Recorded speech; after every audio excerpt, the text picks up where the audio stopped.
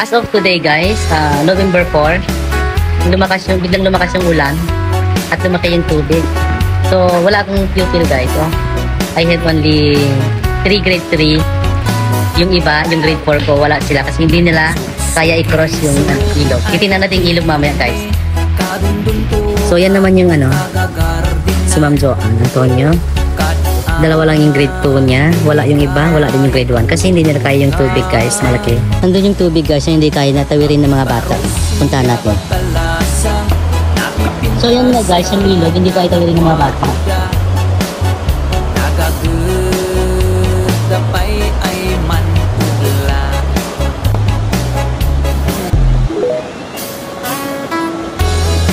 Sobrang hirap yung sitwasyon ng mga bata dito sa barrio guys, sa barangay ng Cumao. Kasi during rainy season, which is the bare months, mahirap kasi maulan na yan. Pagka konting ulan na lang, hindi na kaya cross over yung tubig, yung ilog ng Cumao. So dapat, we should always ensure their safety para walang problema.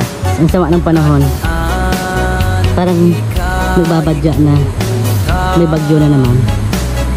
After all the suspensions, yung klase suspensions, ganito pa ang mangyayari sa week na to. Sana hindi naman Lord.